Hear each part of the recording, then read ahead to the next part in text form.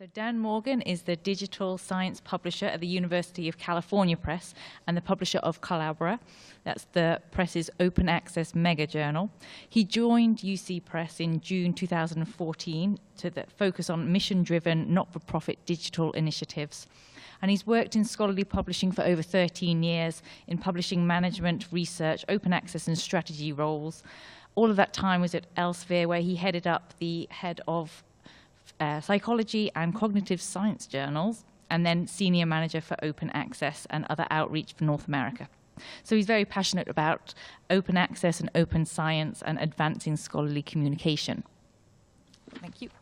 Thank you. Well, thanks, first of all, Victoria, for inviting me to this panel. It's been a great pleasure kind of putting these thoughts together. I'm going to kind of go back to a few first principles and illustrate some of my ideas and thinking with some nice anecdotal case studies, so hopefully we can get draw a little bit of insight from that. So my main topics of focus, though, are going to be, commissioning and acquisition strategy, or just publishing strategy in general, as I've been launching this large-scale open access mega journal, which is only 1 month old, by the way, so we can, take what I say with a grain of salt. I mean, it's all very, very new, but I can illustrate kind of how we've gone about doing it. And then I would love to talk about one of my I could say passions, but it's actually an obsession, about market research strategies and what really drives me crazy about surveys and market research and some of the errors I think we're all making when we do things like that. As I said, I'm not sure if any of this will constitute as advice. It's more an illustration of things that I've learned and tips and tricks I've kind of written for myself. So I just really want to kind of take you with me on a journey as I kind of reminisce about some of the things that I've learned over the last 13 years, and especially in the last year as regards Collabra. Just by the way, I don't want to presume that everyone's heard of Collabra. As I said, we're very new. The key things to know about Collabra is that, A, we share revenue, or we allow kind of everyone that works in the journal, including reviewers and editors, to make a decision about what happens to the value that the journal generates. So that's the first kind of neat new innovation about Collabra. And secondly, I mean, it's not necessarily innovation, but we're going for a mega journal approach. This, whilst it is a mega journal, like one ISSN across all disciplines, we're going to have very visible kind of communities and sections. So it's more like building a journal by sewing up lots of little journals rather than building a big one like from the very beginning. The number one inspirational quote I want to have on the screen here is own your idea or task. And I'll illustrate exactly what I mean by this very vague notion with some case studies. And by owning your idea or task, I'm really talking about most of the things that we do, as publishers in commissioning and acquisitions are based on probably either a principle or an objective. Jeremy spoke about some of the objectives that they're kind of hoping to achieve with the launch of their new journal. Diana was talking about some of the principles that underlie, some of their strategies in kind of growing their journals. So when I talk about owning your idea or task, it might seem like I'm talking about principles, but one of these ideas or tasks could be we need to make more money, right? So that is, a viable objective in the way I'm kind of framing some of these discussions. But as you'll hopefully gather, we sometimes might lose sight of some of these things, and I'm definitely going to refer to some of Ashley's setting your strategy in advance before you do things in that regard. So 3 kind of anecdotal or kind of little mini case studies I'll kind of use to illustrate this notion. Ashley was already talking about society bids and the kind of a dating framework of it.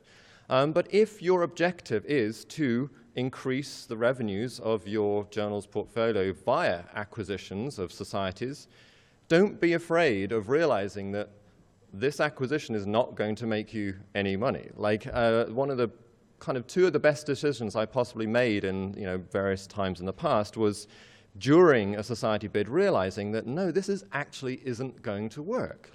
We are not the best publisher for this society. And I really do want to kind of emphasize that it seems strange to emphasize a positive outcome from a kind of negative realization, but owning your idea, you've got to, if the principle or the objective that you're owning is that my activities is supposed to increase the revenues, then it's okay, in my opinion, and the opinion, thankfully, of my management team at the time, to kind of pull back from things that you can clearly showcase are not going to be a good fit. So that's one of my little mini case studies. Another case study, journal publication time. A lot of publishers focus on your objective or principle that we want our journals to run like as quickly as possible, and then we kind of generate all these metrics and measure it at a macro level, and especially at places like Elsevier, you can imagine, with the thousands of journals that they publish, the reports that we can look at on a macro level. And what I mean is that amidst all this kind of macro level reporting, you've got to own the objective of not the overall diminishment of publishing speeds, but each individual's journal's needs in that regard. So I had this one journal which would always flag up. It would always be flagged, red flag would appear because it was taken in what appeared to be an inordinate time to publish. But, so I would get kind of emails all the time from the heads of operations and production saying, please deal with this journal. It is, we've got this target to decrease publication speeds by X%. And again, that's true. I mean, I could have just looked at it and realized that, yeah, this is my the overall objective being assigned to me is like the reduction of this publishing speed. But, what I mean by owning the value or the principle or whatever is it's per journal. It's got to be per journal in these kinds of situations.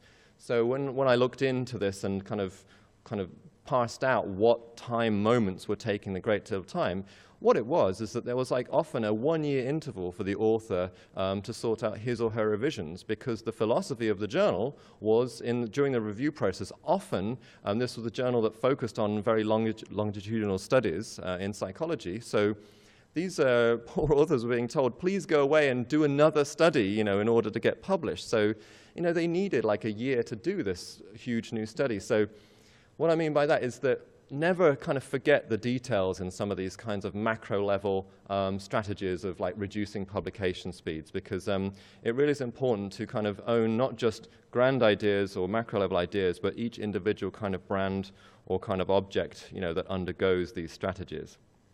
And yeah, owning a Medline application. Okay, those of us that work in the STM fields have probably all undergone, and I use undergone very deliberately, suffered a Medline application. And, it's a kind of very kind of, it's a long process and involves kind of justifying, a lot of things about a journal. And a case study that I briefly want to mention here, the journal is actually irrelevant, but we got one of those letters back from Medline where we were told, well, you're almost there. You resubmit it within 2 years, but we're measuring you against all these criteria. And when we thought about it, and we realized that everything that we wanted to achieve on the journal, our principle and our objective behind the journal, we had succeeded in. It had what we believed, the editor and I as the publisher believed, the best editorial board you could get in this niche field. It had heavy evidence of usage, heavy evidence of citation. It met and showcased all the relevant kind of standards of ethics and, I can't remember all of their names, but all the ethical and animal kind of research standards and stuff like that. So we just said, well, actually, dear Medline, we're not sure whether we should resubmit in 2 years' time, because this journal will be exactly the same. Because as far as we are concerned, we have met every single criterion that we have set for ourselves. So by that, I guess we kind of cheekily said, we're going to own our success on this. This is how we want it to be. If it's not good enough for you now, it won't be good enough for you in 2 years' time. And I'm surprised to tell you, they actually kind of considered it immediately again, and they accepted it.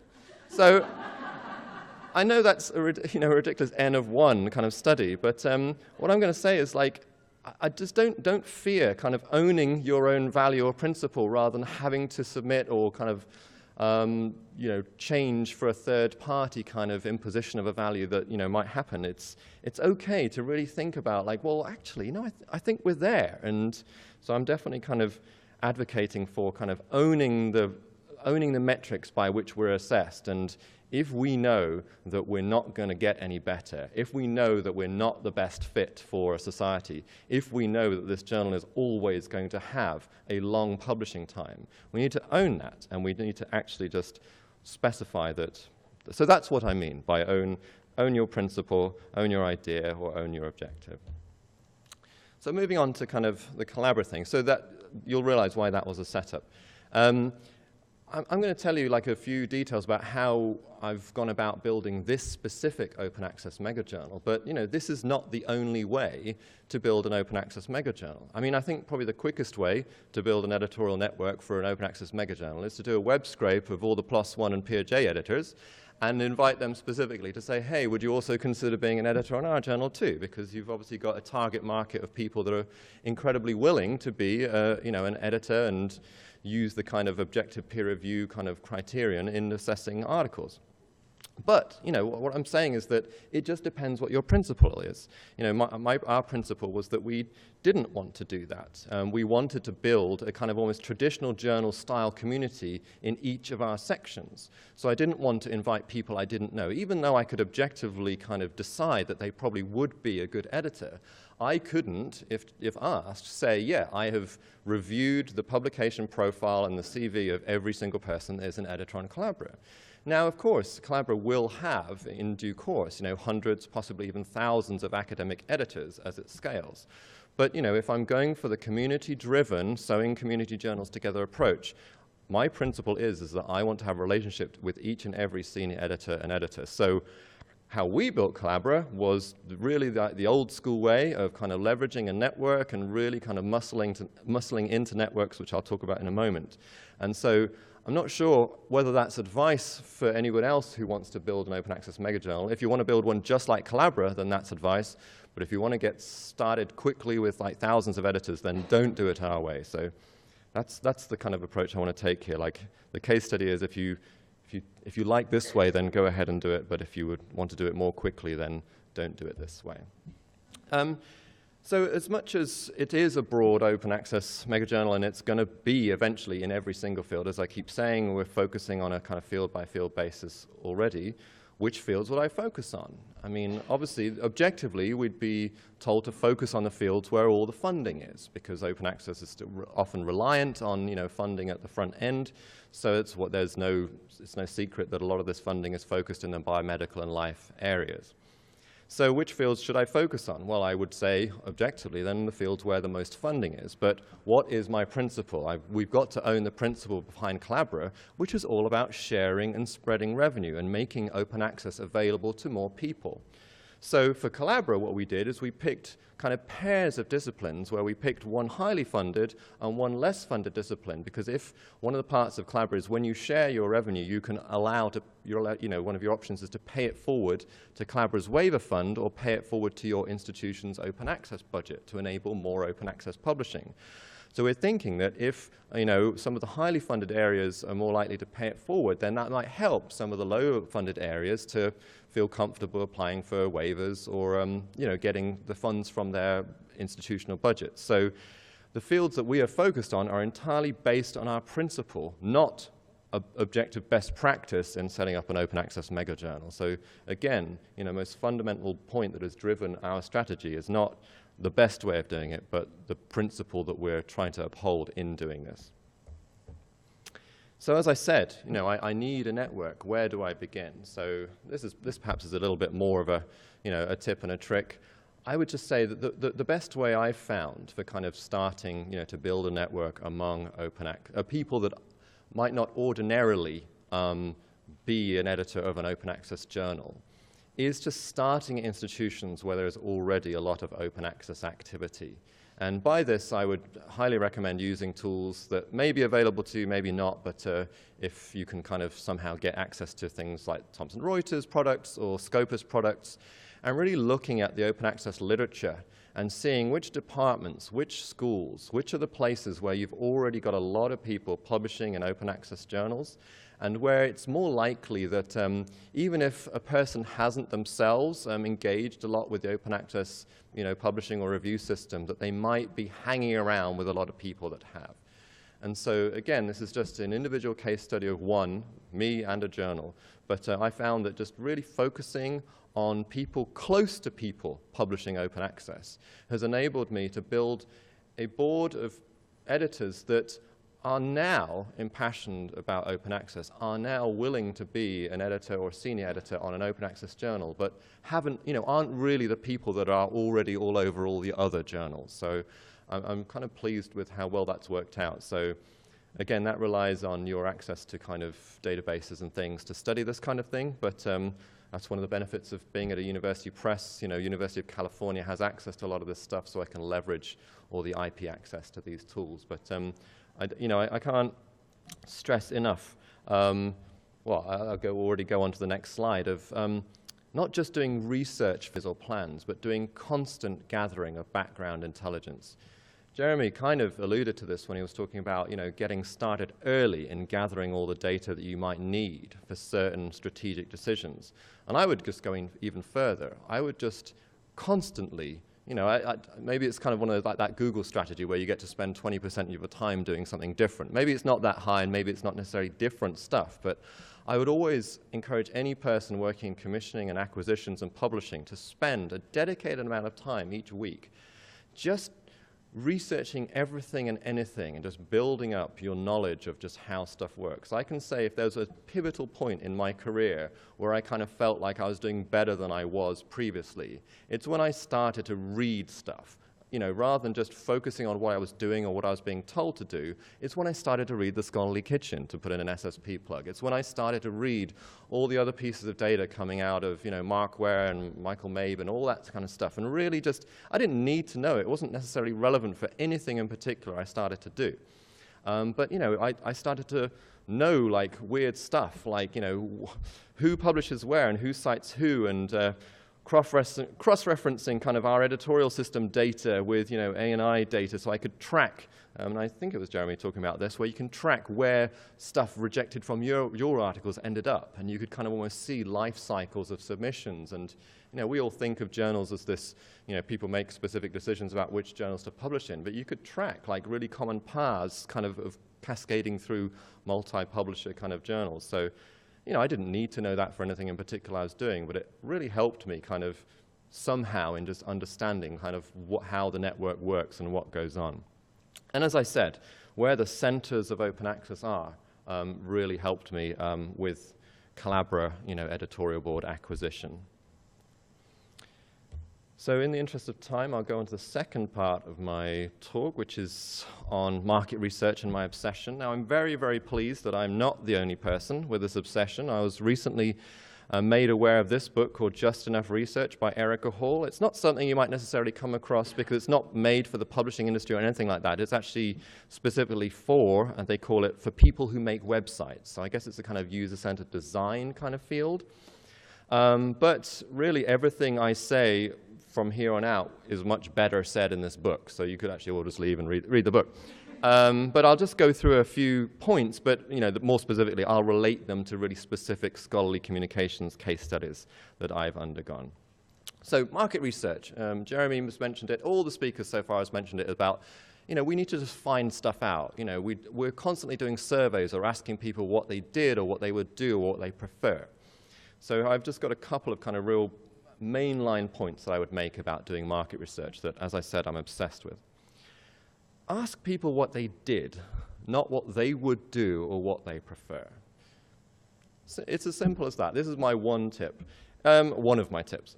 Whatever you ask, you're always going to be inferring, and you're going to make this a data point on which you're going to start making strategic decisions. So I would always encourage you to make sure that data point is as robust a data point as it can be. And if it's a preference, or if it's like a what would you do, you know it's not as robust about what somebody actually did. So a good example of this is we've all seen these surveys, we've probably distributed them and probably filled them in ourselves. Don't say, do you prefer ebooks to print books? Ask somebody, what were the formats of the books you bought in the last 12 months? If someone asked me whether I prefer ebooks to print books, I would say I prefer print books because it doesn't kill my eyes when I'm reading in bed, and, you know, it's just still more pleasant. But all the books I bought recently have been from my iPad. So presumably, what someone wants to know about me is whether I'm going to buy, more likely to buy, the iPad version or a print book version. So I think they would get a more realistic answer if they asked me what I had been buying, not what I would prefer to buy, because my preference isn't necessarily related to what I'm actually going to do. One little point. Observing and analyzing what people do is better than asking them. And this goes to kind of my point actually in the first section, which is about, you know, don't necessarily just do research for specific projects, but do constant intelligence gathering. And by that I mean it's probably a lot more observational. Because by asking people, you don't necessarily get the truth. You get A, what people remember, and B, what people are comfortable telling you. And that last point, B, is extremely dependent on the context you're providing that for that person, the time frame, parameters you've given them, and, extremely importantly, all of your biases and presumptions as a scholarly publisher. So I'll go through 4 little mini case studies. Are we okay for time? I think I've got time to go through these. So my first example, I did a lot of work in article-level innovation about 5 years ago, kind of before like the eLife Lens and Elsevier's article, The Future emerged. There was a lot of kind of background research and all of that stuff, kind of making people wear like glasses to track their eyes over kind of online articles, etc. Anyway, myself and the user-centered design team descended upon a kind of department of a university in California and asked everybody that worked in this department, how do you use online articles? And 100% of them said, we read and print out the PDF. And we were just like, okay, are you sure? You know, we kind of said, you know, you don't use anything else. Obviously, you don't use print anymore, of course, but, you know, it's always a PDF. And they said, absolutely, yep. I either read it on screen, I download it to Mendeley or wherever, and, you know, or I print it out, or I'm always reading it. And we're like, okay. So then luckily we'd already agreed that we would go back there the next day to spend, you know, 2 or 3 days observing what they did. And guess what? They used the web versions of articles all the time, all day. But and it's not that they were lying, they just didn't remember those moments, because what we asked them made them think of, how do I read the article for the first time, right? And in that instance, of course, you know, most people will kind of put it in a place where they're most comfortable with reading it. But people were constantly going back to like the figure, or just to check that last sentence of the introduction, or, you know, just to check a reference here, or they knew that they couldn't remember an article, but they knew it was referenced in this other article, so they needed to go to that reference list to click on the cross-ref link, etc. So they were using it all the time.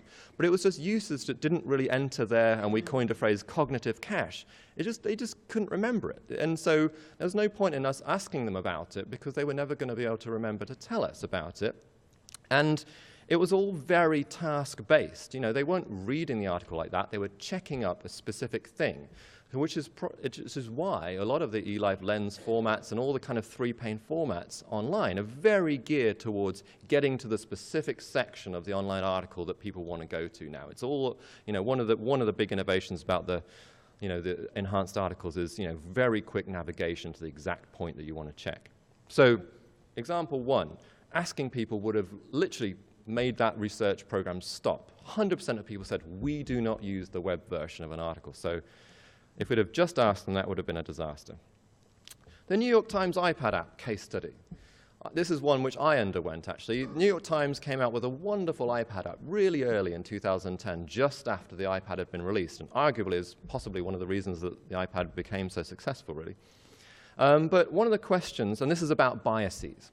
I kind of was picked to kind of undergo one of these kind of 40-minute surveys, you know, where they really wanted to kind of measure like how I liked it, et cetera, et cetera. But at not one point during the survey had they possibly considered that I didn't already read the New York Times.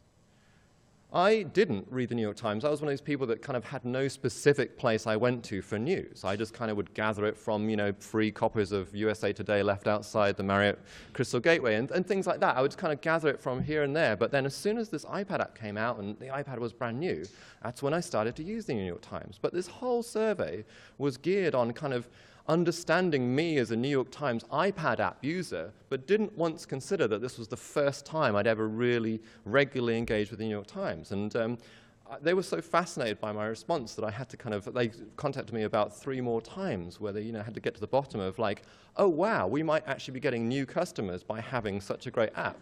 And you'd think that would be really important for them to find out. But it's because the whole survey was based on a kind of presumption that they had made that these people using it were people that already had a subscription or read the thing, and they thought, oh, now I can read it on this format too. Article speed obsession. I already mentioned article speed in the context of a different case study, but this is talking about the parameters that you kind of give people to answer questions. article speed. Over the last 8-10 years, it's been like the particular obsession of publishers doing surveys. What's the most important thing to you as an author? It's speed of publications, always speed of publication. So many of our strategies are based upon increasing the speed of publication. But, you know, and I guess I'm not talking about the more robust studies here done by kind of, you know, research and, you know, SPSS experts here, but I'm talking about the anecdotal case studies, anecdotal research more, where what you're not actually saying is article speed at the expense of what? I always try and illustrate this best with a kind of research about cars. If someone asks you, what's the most important consideration to you about a car, we're going to make one for you, and you say, well, it's fuel economy. And someone gives you a car with 3 wheels, but the most fuel economical car in the world. You know, you'd say, I didn't want a car with 3 wheels. And they said, well, you didn't say that was important, right? There's always things that is presumed are standard. And so I think in journals publishing, we forgot a lot of presumption about kind of quality and like being able to kind of check proofs and things like that. And a lot of the kind of innovations about publishing speed have been shaving off kind of half a day here or half a day there, or rather than, you know, trying to get, you know, someone handling initial submissions to respond to it per day. So as much as, you know, I'm interested in like article speed being a huge element of focus in scholarly publishing, it's got to be measured against what can't it be at the expense of. So again, you know, surveys and things like that have to be very carefully kind of organized and worded so that you ensure when you find out something is the most important thing, you know in what context it is the most important thing and at the expense of what. And the obsession with editorial systems. I think it was Joe Esposito that wrote a post maybe it was last year, where he said, we should all stop worrying about kind of open access and stuff, because the most pressing problem that everyone, reviewers and editors, complain about is editorial systems. And it was interesting because, yes, there is an element of truth in that. I mean, we're all searching for the perfect editorial system. I'm sure it's in the exhibit hall somewhere. But, you know, what I'm saying there is that I have a feeling that we focus too much on that as an industry, in the sense that everyone talks about it because it's the one common denominator. Everyone uses it. And so often when you want to talk about things like open access or, you know, other more kind of other topics which not everyone will know about, you know, you might not get the kind of response that everyone cares about this, because people don't read so widely in this. You know, there is a lot of gaps in knowledge and experience with a lot of the things, a lot of the innovations that we're all trying to talk about. So it may seem as if editorial systems are the only thing that we want to kind of improve, but I would wonder whether it's because everybody has at least some experience of it. So it's kind of this kind of, it's like moaning about the weather. That's how I would say it. Like, moaning about editorial systems is like moaning about the weather. We're not really moaning about it, but it's just we moan about it because it affects everybody and everyone has a touch point in it. So as much as I'm not saying that editorial systems don't need to improve, I would be wary of kind of all these surveys and kind of informal discussions that say editorial systems are the be-all and end-all thing that we need to kind of focus on solely, because I think a lot of the kind of feedback we get about them is due to the fact that we all have like a touch point on it. Anyway, that was my just random walk through some case studies and market research ideas, and thank you very much. If you want to speak to, well, there's time for questions later.